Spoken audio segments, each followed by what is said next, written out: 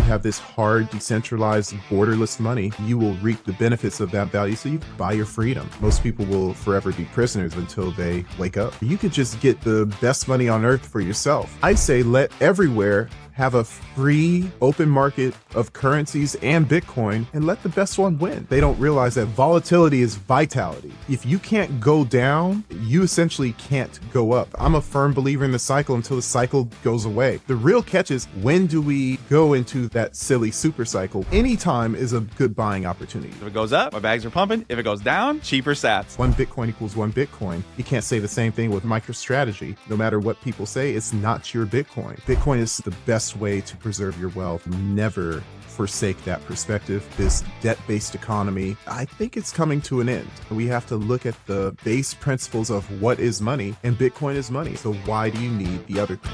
What is your favorite thing about Bitcoin? My favorite thing about Bitcoin is... All right, Sir Ulric, thanks for being here. I appreciate you coming on the show. Thank you, John, for having me. It's a pleasure. I haven't been asked on a podcast in so long. I'm like, am I really alienating that many people? No, I appreciate you. Thank you. Oh yeah, you haven't been toxic enough. You got to alienate me. We got to get blocked more. All right, well, I follow you on Twitter. I've seen a lot of your stuff you've done with Swan, with Pleb Underground, with Coinbeast Media. So you're putting out a ton of great Bitcoin content. I want to use this question I got as a jumping off point, see if we can get an interesting discussion about Bitcoin going here. What is your favorite thing about Bitcoin? My favorite thing about Bitcoin is that it's really something that the authorities or the people that control the world that we're living in essentially are discovering it and trying to figure it out at the same time as regular retail investors or regular economic actors. It's only 16 years old. It just had its anniversary. I think the first block. That's so novel. And for most of that time, the authorities and the elites, they ignored it. And now we're just coming into this time frame where they're actually starting to pay attention to it. So it's exciting. And it's always exciting when regular people have the same opportunities as the rulers of this world. Yeah, well, I just saw a clip from Jeff Booth in an interview he did where he basically equated it to, like, if you peg like TCP/IP as one of the first protocol layers of the internet to 1969, I think, as it came out.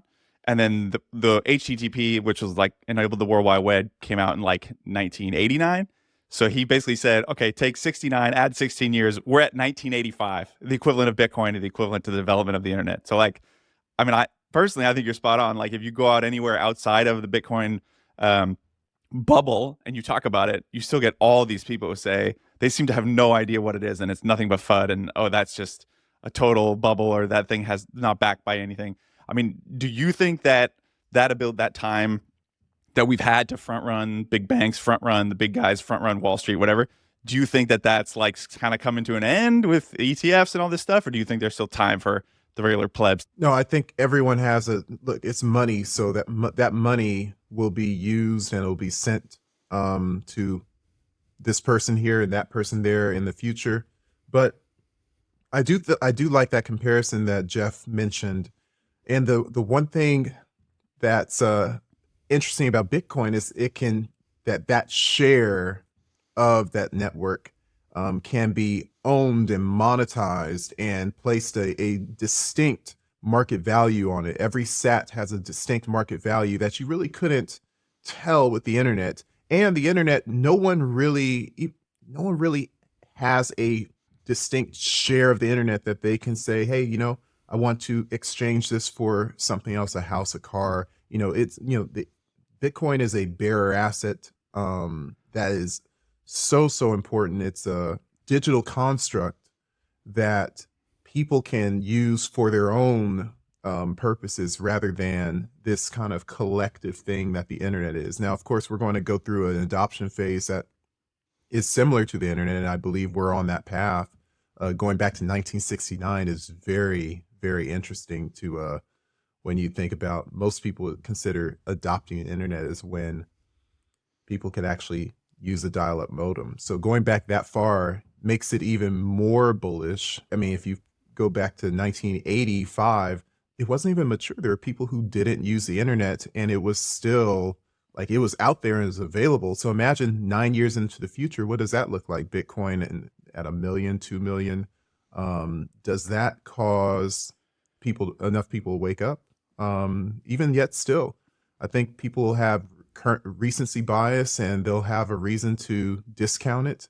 And it won't be until, your government is using nothing but Bitcoin or layered Bitcoin monetary systems to make payments. Most people generally wait for the government to tell them what to do, and it's the people like us that are trailblazers. You don't even have to be that big of a trailblazer to benefit from the discovery that Bitcoin is. It's a remarkable, unique experience, and we're not going to see this again anytime soon. I mean, this is a once in a thousand year kind of opportunity. Take advantage while you can. It's kind of hard to articulate this idea, but the idea that if you could have bought a share of the early protocol underpinning the internet, Yeah. as opposed to the only, not the only, but the massive amount of all the gains that came from the development of the internet were these companies built on top, Facebook, Apple, or, Google, whoever, they benefited the most from the internet. But the regular people didn't get a chance to kind of buy into a share of it until, I don't know, those companies went public or whatever. But that's a whole different story. With Bitcoin, you're owning a share of the base layer of a new protocol of a monetary network. And that's, like you said, a once in a generation, a once in a thousand year kind of thing that seems to ever come around. Why do you think it's so hard for people, most normal people, it seems like, to kind of grasp this or come around to it? Or I feel like most people outside of our bubble are so quick to dismiss it. I think people have been groomed to trust what their media sources tell them, and their media sources are incentivized to um, belabor, delay the adoption of something that they can't control. And those media sources are sponsored by big financial institutions, and they know they were late, relatively speaking.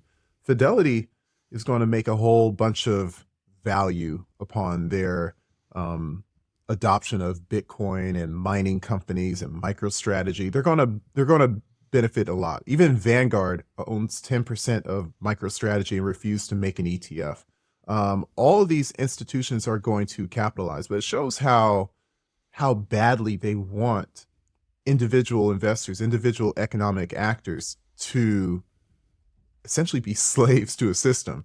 They won't say, no one's going to tell you, oh, yeah, Bitcoin's the next big thing. You should get on board. They won't tell you that until they're ready to dump on the market, until they're ready to exchange for fiat gains for whatever reason. But, I just feel like people have been so groomed to not learn to think for themselves. And when you think about the book, The Sovereign Individual, which I've never read thoroughly, I've taken pieces and chapters at a time.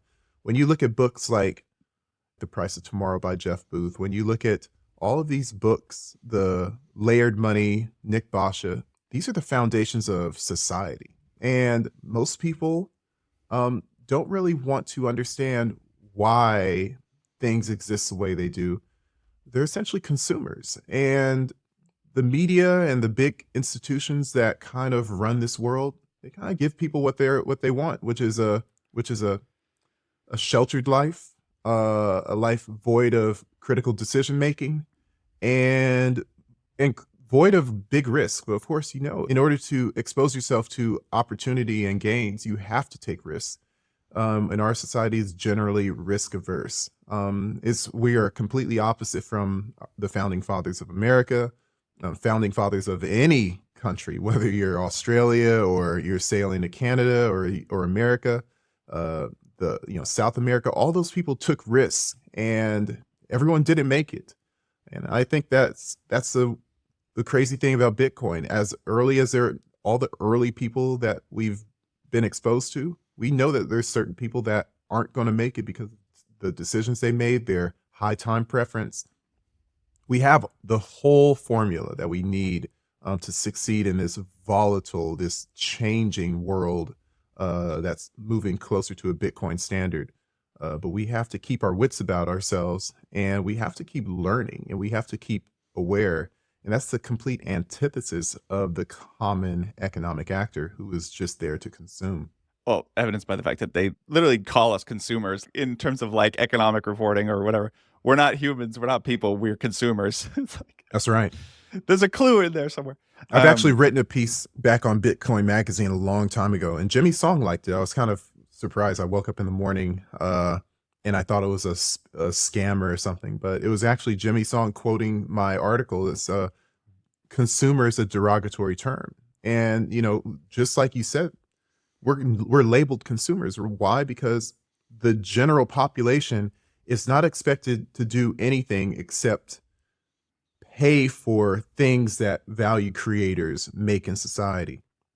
And I think it would be an interesting revolution of society if everyone practiced a little bit of value creation and a little less consumption.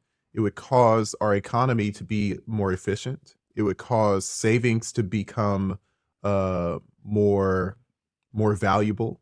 And I think it would get people out of debt and needless things. And we're not going to live off of essentially buying things that will break in a year. All the cheap products that we buy overseas, and we say that this is the meaning of life, to buy cheap products and for them to break and for us to buy them again and just continue that junky cycle. And I think Bitcoin pulls people away from that. It kind of says, hey, you store your time earned value here where it will actually work for you. As people discover it more, people see how it's valuable, and you will reap the benefits of that value. So you could probably buy something that's worth your time and energy, whether it's a house, a car, another house, just buy your freedom. But those are the kind of things that in our consumer-based society, most people will forever be prisoners of until they wake up. I mean, I do think that is one of my favorite things about Bitcoin is just how deep the rabbit hole goes. It's like the reason why I wanted to start a show like this. It never ends because it makes you start questioning all these things. You start to question, well, why is GDP, why is aggregate spending the most important thing? Like, okay, we just have to keep spending more and more and more every year. If the number of how much we're spending isn't growing, it's a problem. It's like velocity of money, wait, all that kind of stuff. Yeah. Wait a second. You start to read backwards. Safety and you're like, wait, saving is actually like a fundamental underpinning of what will make civilizations evolve, not just spending as much as you possibly can. It just makes you question it. And it's kind of wild when you look at these things we take for granted. And he didn't actually, he didn't come up with that per se. I've read The Ethics of Liberty by Murray Rothbard, and he talks about Crusonian economics and talks about the foundations of savings as a mechanism for prosperity. And that was written in the 70s. These tenets, they didn't just pop up around Bitcoin. These economic principles have always been around, but they've been lost, with this leaving the gold standard, with this debt-based economy. And I think this is just a social experiment that is now, it's now 55 years old. And I think it's coming to an end. And I don't think that, even though people are using Bitcoin as this capital asset to potentially create more fiat financial vehicles, I think what's going to end up happening is we're going to see that, wait, everyone has the option to own Bitcoin for themselves versus this layered, hidden, I don't want to call it Ponzi scheme, but these layers of fiat, these layers of financial tricks where you could just get the best money on earth for yourself, and use it as a means of exchange, as a store of value, and forget all the superfluous stuff. But we have to turn off the propaganda machine, and we have to look at the bare bones base principles of what is money, and Bitcoin is money, and that's what it boils down to. So why do you need the other thing?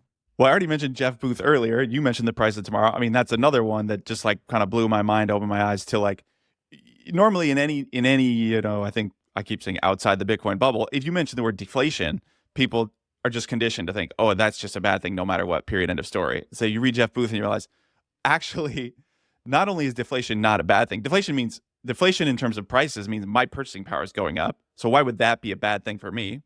And also, deflation is ever present in the marketplace anyways, because technology is naturally deflationary. Technology, by definition, entrepreneurs by definition are coming in to be more efficient, to create value, to make prices go down. So to increase productivity. So why shouldn't the gains of that productivity increase flow to all of us rather than just to the people at the very top?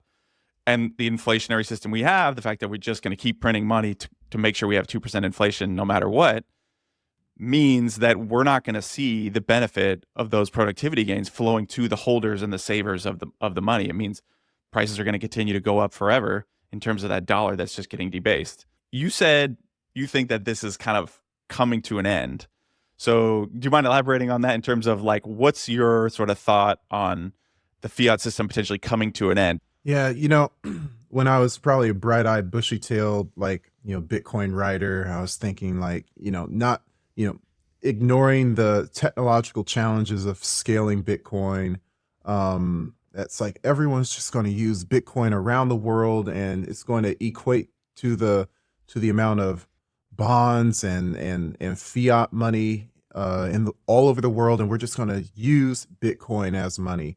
I do think that governments can and will hold a tremendous amount of influence and sway over the average consumer, and we see that now. I don't see that changing as deflation. When we think about deflation, people don't think about money as time, even though we always say time is money, time equals money. People see time and they see, well, how can I save time through other means besides, and let the money changers deal with the money. So when you think about these consumer tools, that those kind of things will rule the foundations, the base layer of society, the regulars, if you will, the normies. How good will an iPhone become? How good will an Android phone become? How good will AI become for a consumer? And they'll continue to be buyers of these things because it will save them a little bit of time. But in terms of, they don't realize that if they get a money that is good for their savings, it will essentially save them more time than any tool or robot or smartphone could save for them. But there will be a contingency of people that will mature under a Bitcoin standard, and they will see this great wealth transfer, in my opinion, as these early adopters. And I'm talking about everyone from now to about the time before Bitcoin was $100,000, in my opinion. Anyone that got into at least a Bitcoin before $100,000, they're going to be past this unit bias that will scare them away from essentially adopting it as a store of value for themselves. And we're talking about regular people. If you're a big baseball or basketball player and you decide in 5 years, yeah, I'll buy some Bitcoin, you're still going to be good. But there will be this contingency, this demographic of people that will essentially be raised up as Bitcoin becomes more globally adopted by these large institutions, by these ultra rich that are late to the game. These people will be able to make decisions and changes to society through their monetary power that will, I think, benefit society. And if that means that fiat monetary networks become weaker because of new governments that are coming in that are deciding not to print as much money, if they decide that our small country is going to adopt a Bitcoin standard besides El Salvador, it could be Belize, it could be Switzerland, it could be any number of smaller countries that aren't trying to become the world reserve currency, like China, Russia, United States. There are all these different outlets that will enable people that were monetarily benefited from a newly adopted technology. And I believe that those people will make changes for the economic betterment of the world. I don't think that we're going to see a world where the dollar doesn't exist, not anytime soon, because there's just too many people who essentially don't really care what happens to the quality of their money as long as they can buy a sandwich at lunchtime. It's a sad state, but that's how I do see that there will be a contingency of smart people that will be able to make good decisions for the world, and they will hold off this dystopia that we could walk into, a CBD dystopia. But it'll be an interesting mix of Bitcoin and fiat monies, with Bitcoin ever growing more powerful and ever growing more influential. Yeah, I think that's interesting. Well, my wife kind of she doesn't really like care nearly as much about Bitcoin as I do, but she sees me kind of interested in it. And so the other day she kind of was like, "Could that become like the currency everybody uses? Like, well, how would that work?" And I was like, most people online are just kind of saying that as like a dismissive, like FUD thing, I think. But when someone actually asks you the question and forces you to kind of consider what is my belief on like how that might play out in the future, I was like, that's a good question. I think the answer is I don't know, right? And this could take time and we'll see. But most likely, I think that I'm aligned with what you said, which is we move into a world where Bitcoin is more of a base layer and there's other things on top of it. The dollar might still be on top of it or whatever, but Bitcoin still has this Trojan horse way of, if it gets in the system and it gets in to the minds and places of power, like you said, or if it underpins what else is going on in the system, it still has the ability to create positive change. So do you think like institutions coming in right now and that more and more of that happening, do you think it's a good thing or do you think it's a bad thing, or is that kind of too black and white a framing of the question? Like, what are your thoughts on where we've gone in the last year or so with institutions coming in? Yeah, I mean, my guy who brought me into Bitcoin Magazine, his name is CK. He always say that everything is good for Bitcoin. That's his kind of like his trope or his catchphrase that he likes to say when those tough questions arise. I will say that because Bitcoin is an optional network, again, any country decides that they want to buy it, there you are. If any company decides they want to buy it, there you are. And what you want to do with it, there you are. Bitcoin covers any number of use cases, monetary use cases, the chief three being store value, medium of exchange, and unit of account. So if you want to sit on your Bitcoin and trade it for fiat at a future date, go right on ahead. If you want to sit on your Bitcoin and create these Bitcoin backed loans for people to use fiat, go on right ahead. And if you want to have Bitcoin so that you can work, so you can operate and thrive in a circular Bitcoin economy that's global, permissionless, and borderless, go right ahead. And so when we even to go back to the hyper Bitcoinization question, what does it look like? Back in 2014, when Bitcoin was just kind of like a tech, like an experiment, like a toy, if you will. People were mining Bitcoin at that point with GPUs still, or just on the verge before they went to ASICs. Like Newegg, you could buy computer components with Bitcoin on Newegg. You can bet on many different gambling sites with Bitcoin and all those other cryptos. But it's like, imagine a world where if you go to the grocery store, you have the option of cash or credit. There was a time when it was just cash. Credit cards didn't come around until the 60s. So imagine a world where it's like, hey, local fiat or Bitcoin. I mean, we have the world right now. If you go to El Salvador, Bitcoin or dollars.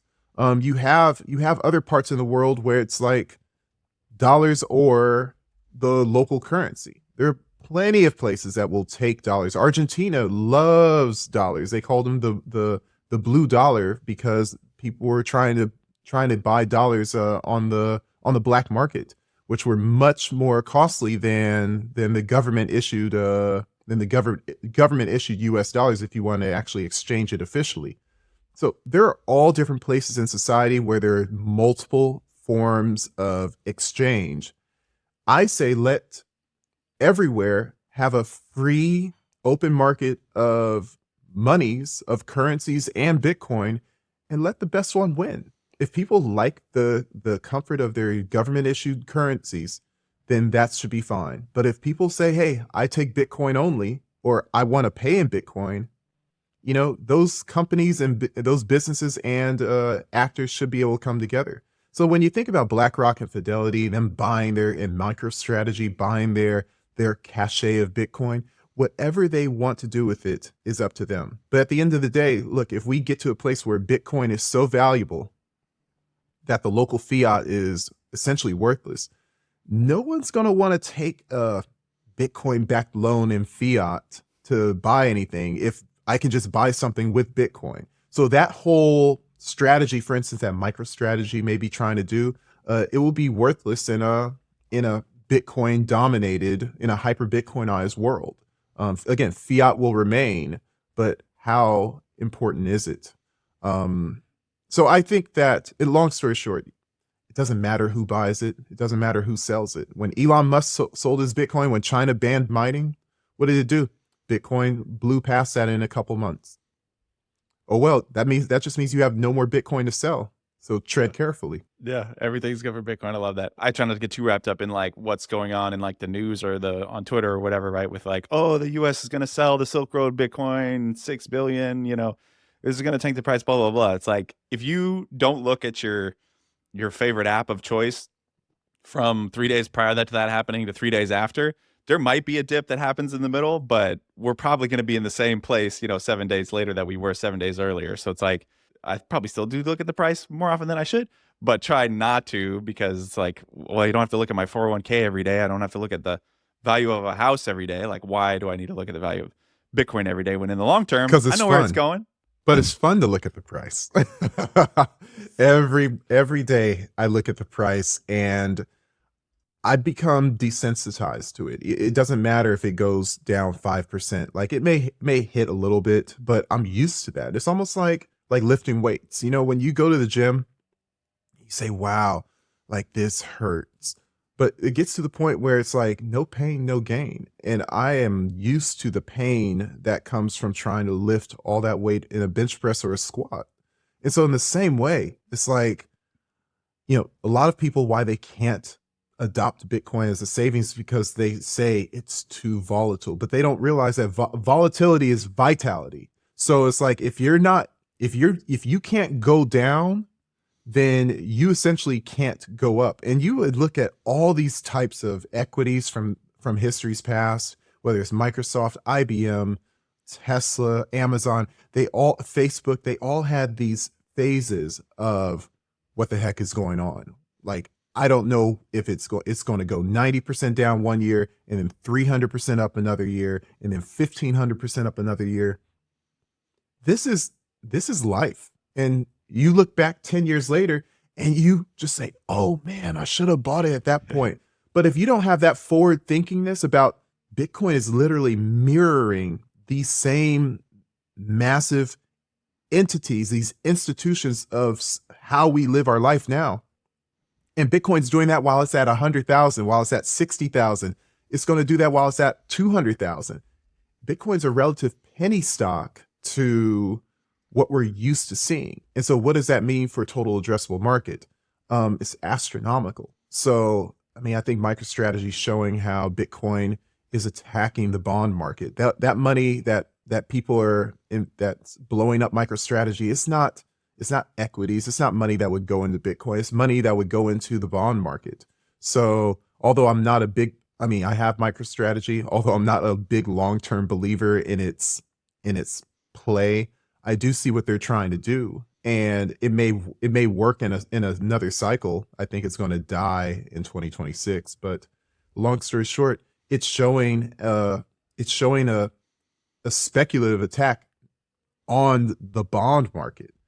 I just feel like all of these things that are coming together about and around Bitcoin, it's nothing but showing the cracks in our monopolized financial society.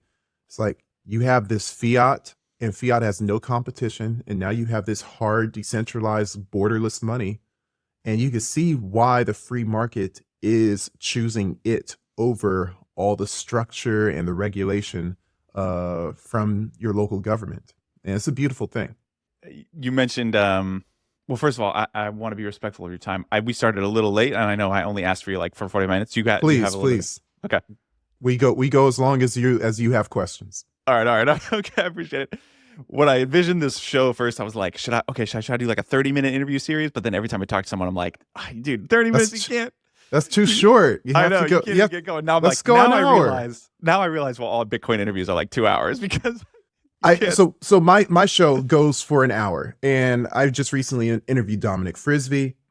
I had the privilege of interviewing Jeff Booth before, and I'm like that. I respect people's time. I try to consolidate into this really digestible, format. And I think that you have to be respectful of the viewer's time as well. Everyone doesn't have 2 hours to sit and listen to the guy that they heard already before. So I try to get a digest, but it's like the digest still with this big, weighty topic and all the different ways, all the different rabbit holes. You got to give it, if you can't give it 60 minutes, you're actually doing Bitcoin a disservice. Yeah, that's a good point. When I envisioned, I'm like, oh, I think there's a space in the market for like a 20-minute, 30-minute interview series because all Bitcoin interviews are so long. So I was like, all right, I'll try to do that. And then as I do it, I'm like, damn, you can't even get enough, like it's too much more. I'm like, it almost has to be like rapid fire questions, right. And the person who responds has to be one sentence. And if it's not, then you're going to fall behind. Yeah. And then I end up being like, all right, I just got to ask you to come back another time because I have too many other things to say. And it will be an hour. Sorry for the aside. No, this is great, but this is what makes the conversation organic. I love this type of stuff. Like how do you make a Bitcoin? Corey Clipson always said, like, how do you make we need more Bitcoin podcasts. So what does that mean? Well, the reason why is because what I learned from a lot of what Michael Saylor said in 2020, a lot of, Preston Pish interviews from 2021. Those are very important interviews, but only a couple of them remain timeless.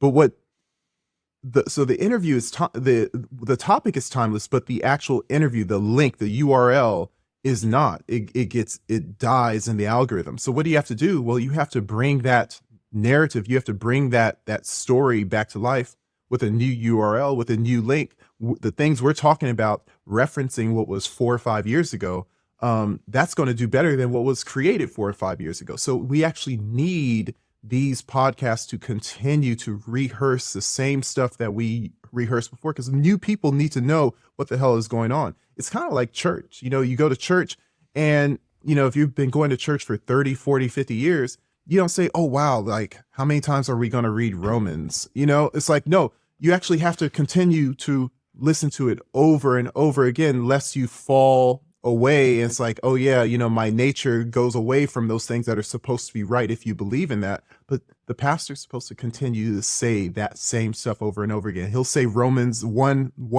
year, and then in another year, he's going to have to say it again. In another 3 years, he's going to have to say it again.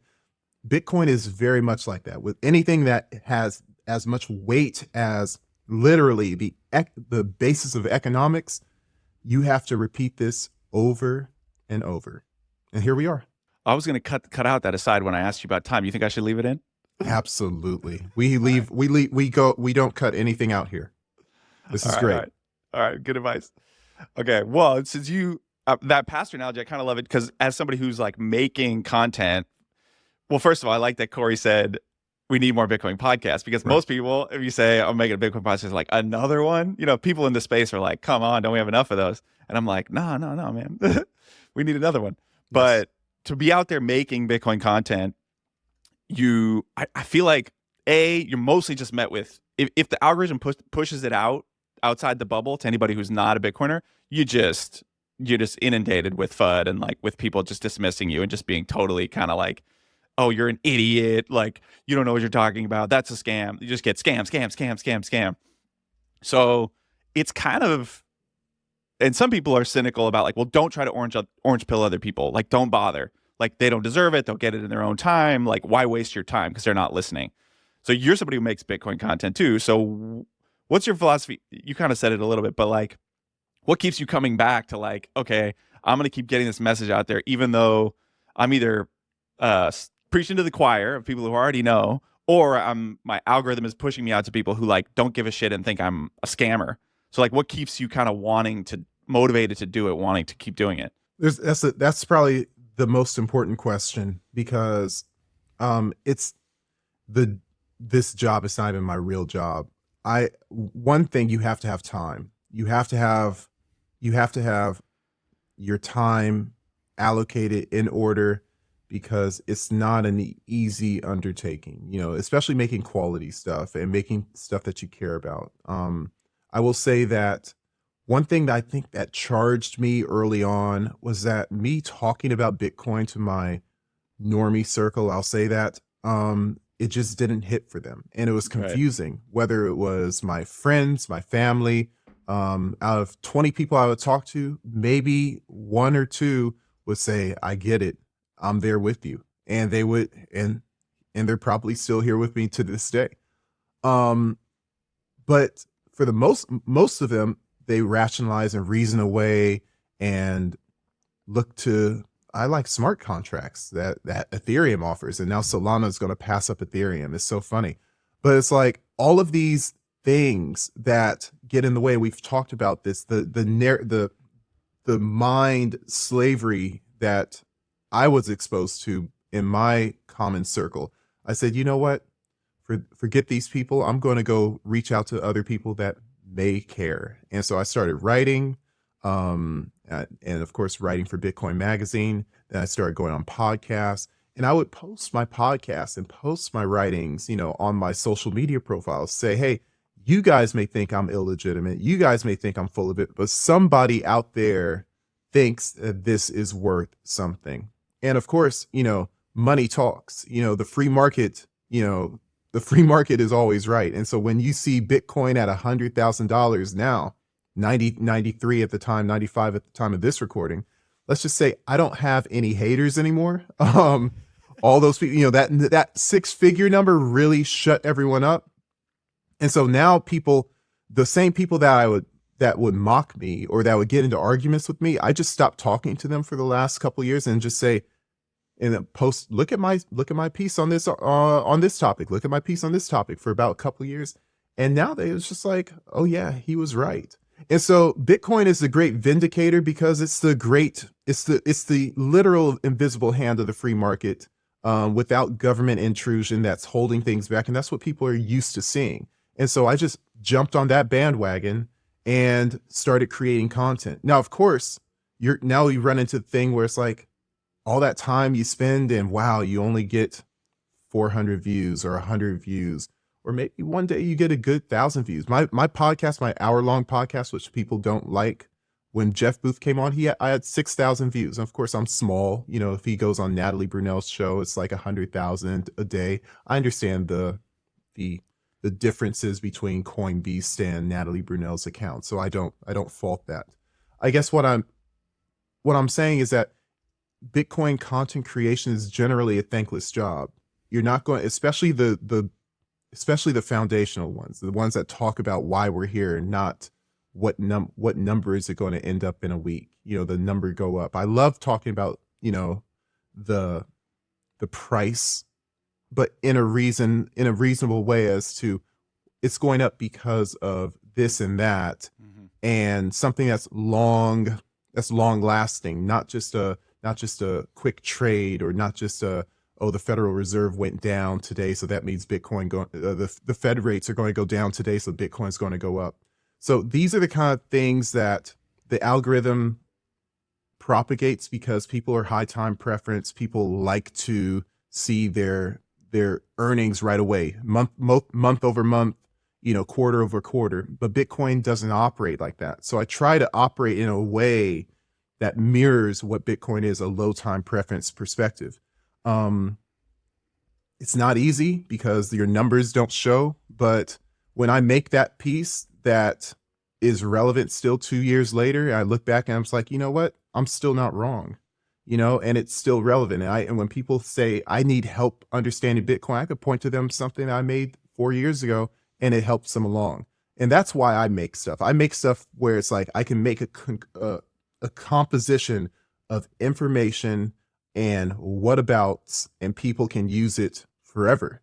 And you can't say the same thing about the YouTube videos that pop up and get 50,000 views in a day. But for the most part, those things are going to be wrong. And that's why so many people are led astray in this world, because we're so given quickly to nonsensical and essentially fiat messages. It's really sad. Well, I love your little analogous connection there between like mirroring the way you build your content with the way what Bitcoin is about, which is because I've been trying to like same thing, like this brick by brick mentality of like every time the follower count goes up by 1 or the view count goes up by 1, it's like that's a real human being who like clicked the follow button. That's and like right. That has value. And even though I don't have 10,000, 100,000, whatever, right? It's like, all right, you got to be satisfied with like the little wins and build it brick by brick. That way, rather than taking a high time preference, like, oh, I am gonna game it somehow by like trying to buy followers, or I don't know what you do, right? But so many have bought followers. So many platforms have bought followers, paid the algorithm to benefit them. But what are you sending out into the world? If you're not sending something out into the world that is legitimately good, and you're just buying your way up, at the end of the day, the Bitcoin message is no more than a fiat message. And that's not what it should be. You should be getting your follows from an organic perspective. And again, it's free market. If people want to do it that way, that's their own prerogative. But what's going to end up helping people in the long run is that you're making good content that will inform people and keep them from getting wrecked. And that's my goal. I like that. I mean, I think I'm aligned with that for sure. And playing the YouTube game is a little funny when you come to that, because you're like you said, you know, the daily price content, are we going to 1 million tomorrow? Like that stuff is designed to get more clicks. It probably does get more clicks and more views. It's not really what I'm interested in. It's not really what I'm interested in talking about or making, which means you're going to kind of put yourself in this, all right, I got to build it brick by brick, one person at a time. Is like each person who comes in and goes, wait a second, you know, I need to think a little deeper about this money stuff. And those are the people we're trying to reach, rather than just, I'm going to get more views by talking about whether we can retire tomorrow. I mean, I don't want to. I'll give you an example. I'll give you an example. Of course, it's important how close are we getting to retirement? That's important. Right. But let me give you an example. I'm coming out with another piece on the Pleb Underground about the strategic Bitcoin reserve, the bill with Cynthia Loomis. And my piece is all about her recent interview on NBC. Basically on December 30th, she talked about how they were going to get essentially the coins into the reserve, and by two chief ways, namely the stockpile under the U.S. Marshals, that I guess they're selling 69,000 of it right now. But even once they sell that, they'll still have 150,000 coins. And also they would potentially, or she would want the Federal Reserve to reprice the gold certificates from the fixed price of 42.22 per troy ounce and reprice at the market value. That would leave the gold claimed by the U.S. government at 693 billion. But so what that does is it gives a little bit of price action, because they're probably not going to sell all their gold, but also it gives the government this cachet that they don't have to spend any money on. Now, that sounds bullish, but compared to what her initial draft was for the strategic Bitcoin reserve bill, she says we're going to buy 200,000 coins a year for 5 years until we reach 1 million coins.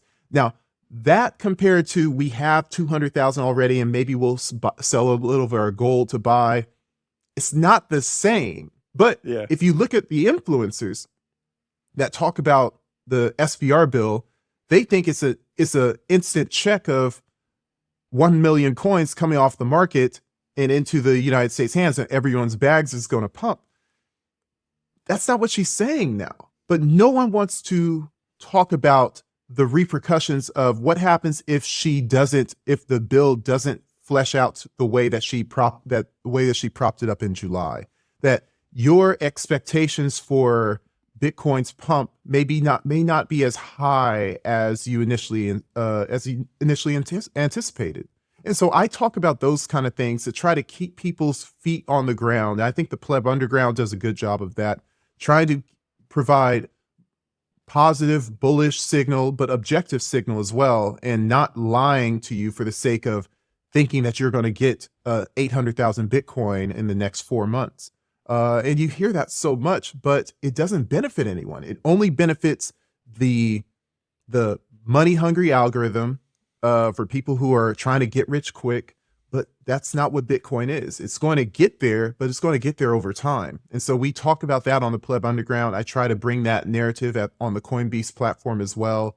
And of course, it's not always rewarded in the YouTube algorithm. But at the end of the day, we're not going to be wrong. And if we're wrong, by the way, then everyone's bags is pumped and we're all rich and it doesn't matter.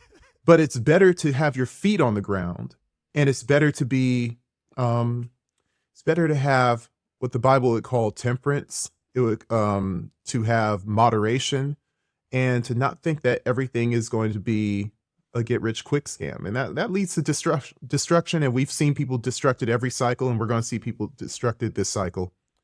And it's just not, again, it's not pretty.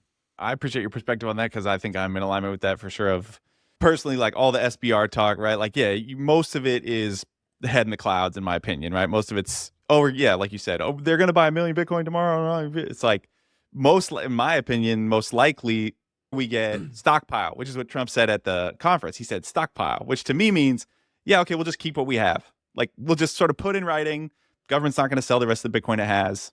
That's what you guys get, right? Like, and no money on no buying pressure on the exchanges, and right. everyone. And that's a lot of speculation where people are like, I thought you were going to pump my bags. Now what? I'm out. There's going to be a lot of the people who bought Bitcoin because Donald Trump got elected. Mind you, I'm happy I got a bunch of Donald Trump hats. I'm happy he got elected, but he's not beholden to pump your bags. And he got your vote.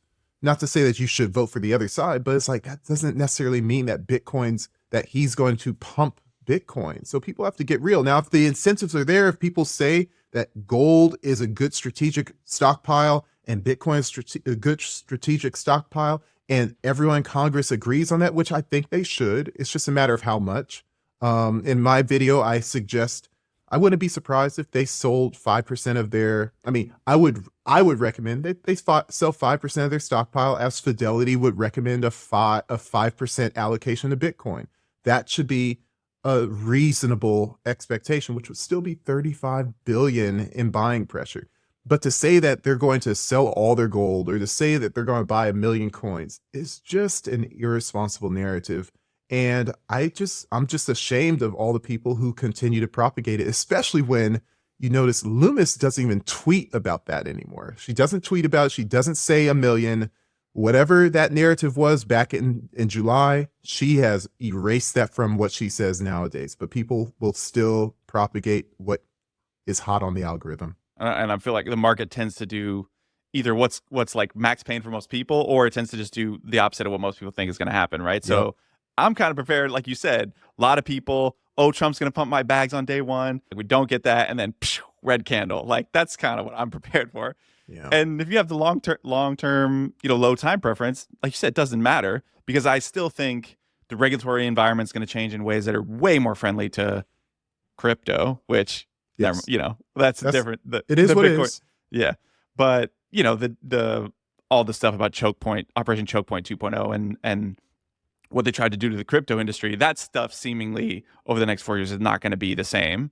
Right. So that 4-year time span, like, we're still going up, for a lot of different reasons. It's just like this sort of short term, will we see a giant omega candle like before February? It's like, that tends to not happen in my experience, right? We probably will see this massive candle sometime in a couple of these months. We're in the bull month. This is 2017, 21, 25. I'm a firm believer in the cycle until the cycle goes away. But because I'm a believer in that, I'm also a believer in 18 and 22 and 26. And those were horrible years. And so I believe that this is, if you got I guess not financial advice. If you got MicroStrategy, if you got extra Bitcoin so that you plan on making a purchase, this would be the year to say, this is probably when I'm selling, when you're dumping on the stupid market. I'm not ashamed of saying that, because that's the way it's been going since Bitcoin had a price tied to it. So the real catch is, when do we go into that silly super cycle with which, so many influencers have propagated over time? I don't know. I don't think it's right now, but if it does, I'm not the type to sell my Bitcoin anyways. And so I'm ready for the super cycle whenever it happens, and I'm here for the long haul. But people should not be thinking that every news story, every positive news story means super cycle is here. It's irresponsible. I tend to just think it's always going to take longer than you think it's going to take. Like, even if that's wrong, you're still going to do better off having that mindset. Because when everyone thought it was going to go to 100K, what was that, 22 or 21 or 22? I can't remember. Everyone thought it was going to 100K by the end of the year. taking Didn't happen. loans out, right? And Yeah. highly leveraged, so much wrecked. I mean, people were wrecked as much as Pacific Palisades over here. It was bloody. And then it kept on going down and down, and people thought, yeah, this was our time. But Yeah. guess what? China and Elon thought something different. Right. And then 2024, I think I'd have to look at the chart, but we had this like sideways 50 to 60 chop for like 9 months maybe. Yeah. And every day, if you look at the high time preference, pumpers, it's like, oh, we're gonna go to a million any day, any day, any day, any day. And then you're sitting there for 9 months looking at the price every day, like, what? It's not happening, not happening. And that teaches you like, okay, these people don't know what they're talking about. They're trying to, you sort of speak to a lizard brain part of me that just wants me to click and view because they're telling me what I want to hear. But in reality, it's like, just keep your feet on the ground.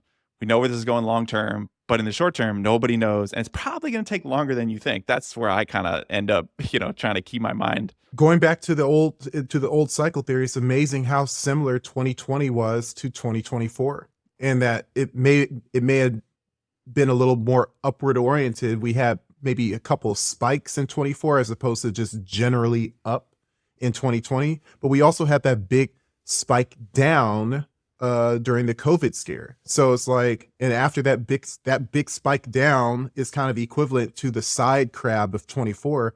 But at the end of the year, you still had this like, wow, November, December timeframe, and it happened in 2016 as well. Look, we're in a cycle with when it comes down to the block subsidies having in that same year, and it impacts how people are buying, how miners are selling Bitcoin, and it always impacts it in a fiat positive way.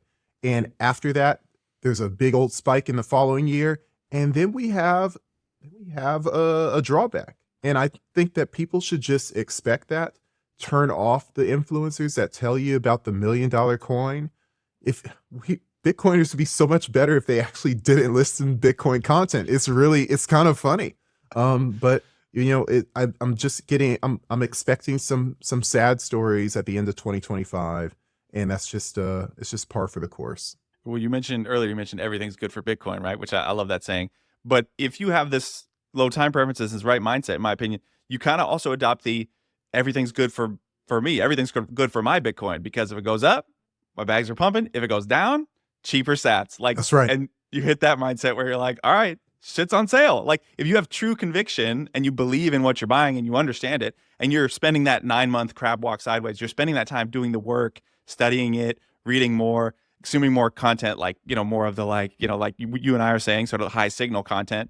Then you're doing the work, and then the moment hits where it goes down, you don't panic. You go, holy shit, like, I know what I have. And like, if you in COVID, like, that was a huge buying opportunity. If you knew what if you had the conviction, you don't just have your stomach drop when it goes down. You go, holy shit, like, my favorite thing in the world just went on sale, right? Like FTX, when FTX happened, it's like, back up the truck. That was it.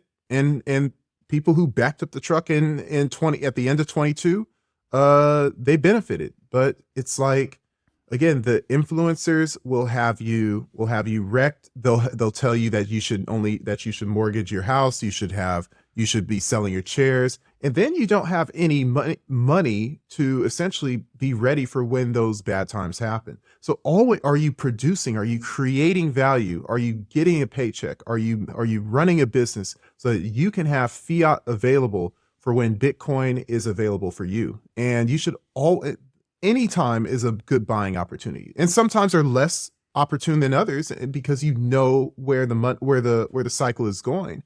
But you should never be trying to predict, the market. And I know I'm saying that it sounds hypocritical because of the cycle theory, but again, the cycle theory does say up and to the left. There just may be accelerations and decelerations along the way. So be ready for those and be ready to capitalize, and you should be fine. But again, you got to be creating value. Don't ever just think that you can just trade your way up to the top. I know a lot of people who are like that, and they're struggling. It's not worth it. Keep mining fiat. Think of yourself as a miner, mining fiat, exchanging it for real money. It reminds me of Sailor, who I loved it when he said, I'll be buying the top forever. Like he'll go on national media and say like they're like, oh, are you gonna sell at the top? He said, I'm buying the top forever. And I'm like, yeah, people who know what he means are like, yeah, of course, because there is no top. It's just That's right. today's top. It's a local top. Every top's a local top. That's right.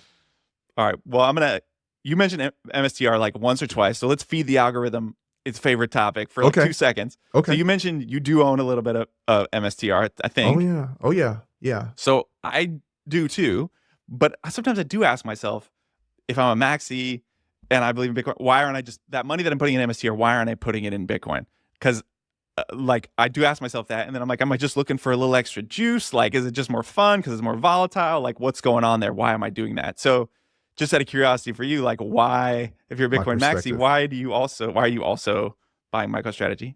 Look, I'm the Bitcoin maxi term came from it originated as a derogatory term, I think, from Vitalik Buterin, Right. who was mocking people who essentially mocked the shitcoin that he created in Ethereum. So it's like, oh, you're just a Bitcoin maximalist. So it's a derogatory term. Look, I'm a Bitcoiner. I'm a node runner. I've tried mining, in a limited way. Can't mine much in LA. I own Bitcoin, and I want it to be the world dominating money, however that shakes out. That said, I have a 401k. I have a car that I love. I had a house. I'm a renter now. I plan on buying again very soon. And I have a bunch of basketball trading cards. I even have a few BTC trading cards, the Series 1. I'm waiting to dump that on the market at some point, maybe at the next conference I go to. But by being a Bitcoin maxi, that essentially means you have nothing. So we're all just like we're varying grades of slaves depending on how much we're taxed. We're also varying grades of Bitcoin maximalists, if you want to call it. But again, like because I have a retirement, because I have equities, I have a little bit of Tesla stock, a little bit of AMD stock. I like to understand what's going on in the world, and I like to put a little money on it. Not to say that I think it will do better than Bitcoin, but it's not going to derail me and say, oh my gosh, I wrecked myself because I bought 100 shares of AMD. So on that note, when I'm looking at MicroStrategy, there was a legitimate strategy behind that, if you will, because of course that question that you had came up. But my thing is that I saw that as a layer of risk, that would be a more opportune chance to liquidate quickly, because I do have plans to buy certain things at a certain time frame that's not low time preference when I'm old and gray. And so for that reason, I have created a strategy where I essentially will not touch my Bitcoin this cycle. I won't sell. I don't care if it goes back down to 30,000, which it won't. But I don't care what price Bitcoin goes down to. I don't care what price Bitcoin goes up to. I plan on not selling that. However, I created this layer, this sloshy top layer that's colored in MicroStrategy shares and MicroStrategy options. That I say, I'm selling that sucker before 2025 is over. And I don't know if it'll be in the spring. I don't know if it'll be in 2 months in March. I don't know if it'll be in the summer. But I do plan on liquidating that. And I won't feel bad if MicroStrategy blows up the cycle and becomes super cycle, because I'll still have all the Bitcoin that I had. And so the speculation I have is for short-term gain, to flip that into potentially a more money to buy a house, buy a car, whatever it may be. Maybe have more liquidity for buying the potential bear market on Bitcoin. But that's my strategy for that, and I've come to terms with that. And again, I tell that to anybody whenever we talk about MicroStrategy. Like, hey, full disclosure, I have some, but I don't think it's the best long-term option. Bitcoin will be solvent regardless of what a bear market or a recession or a depression brings. One Bitcoin equals one Bitcoin. You can't say the same thing with mining companies, which I have, or MicroStrategy, or any of these shell weird companies like Marathon. I mean, I'm sorry, like Metaplanet or Matador that are popping up trying to mirror MicroStrategy. I think that these companies are basically the ICOs of 2017, from 2017. These are the new versions of ICOs, and I think they're going to wreck a lot of people. But again, people who are buying those things, they got to know what they're buying, and it's not Bitcoin. And MicroStrategy, no matter what people say, it's not your Bitcoin, and you have to come to terms with that. And if you come to terms with that, I think that you'll treat that equity like it's supposed to be treated. To me, it's almost like the Bitcoiner's version of, so like a Bitcoiner's advice to a no coiner is like, just put 1% into it, just put 2%, just put 5% of your net worth into Bitcoin, right? Like, so you're not overexposed, right? So you start to get a little taste of this. Almost like you're at the Bitcoiner's version of that is put 95% in Bitcoin and put 5% in MSTR. I did. I mean, I definitely don't have it. Now, that's not to say that those gains that happened from 2022 or 23 to now haven't caught up to the Bitcoin, especially with the options. But that's not to say. But again, it's like I have a goal. I had a goal, a long-term plan that's materializing. I'm thankful. I thank God for that. And my goal now is to not get greedy, and to stay humble and know what the plan is, and don't get twisted up by the bull market mysticism and the mystique about it. Like, have your plan, stick to it, don't get wrecked. And that's the scary part. That's why Bitcoin is easy. Being involved in all these equities and these financial vehicles, this is what gets people in trouble. Bitcoin is money simplified. It's the best way to preserve your wealth, and I will never forsake that perspective. But there's always opportunity and there's always risk, and we should, if you can have the stomach for it, go for it. But just know what you're getting into. That makes sense. All right, we talked about like high signal Bitcoin content. Sometimes I like to kind of spread the wealth or spread the knowledge or give people like other content recommendations. So I know you're out there. Well, you tell us where you're out there making content that people can come find, because I know you talked about you're making high signal Bitcoin content, and then give us a recommendation of somebody else in the space who you either like to follow or you like their content or you think they're doing good stuff. So funny. I talked to Coin Icarus, who owns the Pleb Underground. And I create content with him. And it's so funny how he says like he doesn't consume Bitcoin content. It's really, when you're making it, the last thing that you're going to do is it's like, oh, I wonder what else is out there. You consume to produce, essentially. And so sometimes I'm making stuff that I'm primarily consuming fiat news sources so I can give it a Bitcoin counter spin. But let's just start off with the Pleb Underground. After I was with Swan for a while, and I'm thankful for the time I was with Corey, but I felt like I always had a little bit of the Pleb Underground in my heart, and I just wasn't there yet. And so after parting with Swan because of the layoff, Coin Icarus, aka Phil, came up to me and said, "Hey, I'd really like you to come produce stuff with us. We're not going to pay you like Swan, but you're going to be making the content that I think you want to make." And he's right. And so the Pleb Underground, underappreciated, keeps you, if you listen to them, you will not get wrecked. You'll not get wrecked emotionally. You won't get wrecked financially.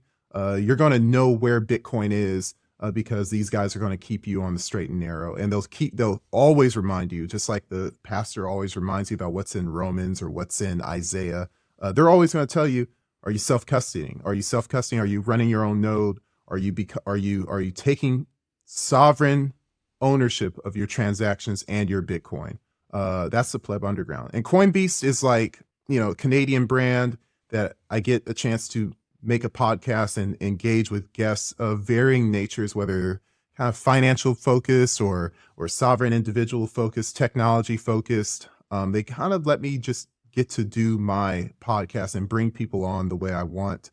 They are Bitcoin only. They're very based. They're associated with the Alberta conference, that is growing and is very successful.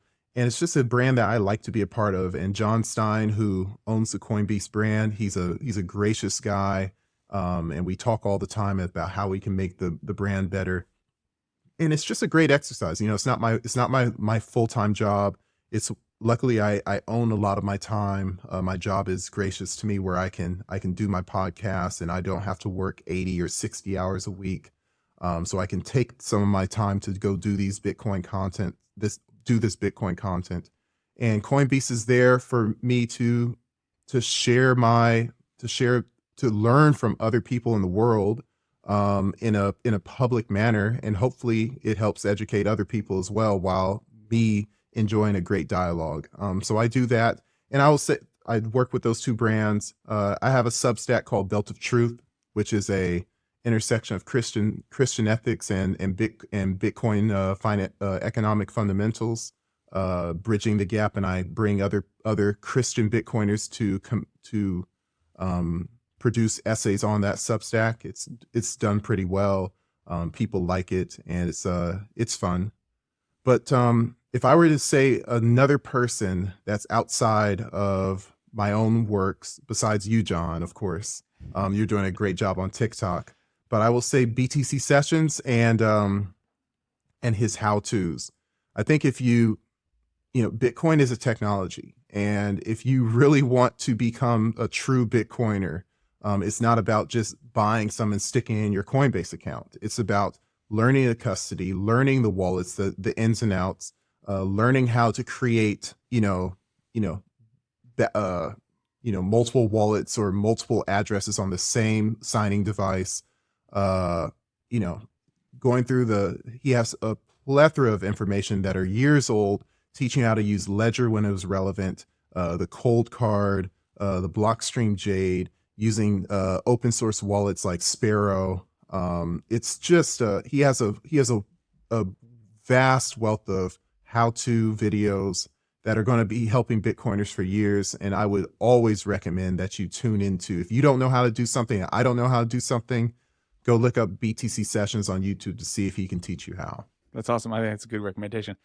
Awesome. Well, you're making a ton of great stuff, and I think you have a unique take on a lot of things, like a sort of different voice in the space that I think is unique to a lot of other people. So I think that's cool. I appreciate what you're putting out there, and I appreciate you giving me a few minutes of your time. I think this discussion was really fun, and so I appreciate you taking the time. Thank you, John. Sir Ulric, check him out on Twitter at Kobe Duran, and then check out his stuff with Coinbeast Media and Pleb Underground. Thanks, man. I appreciate your time. Have a good day. Thank you so much.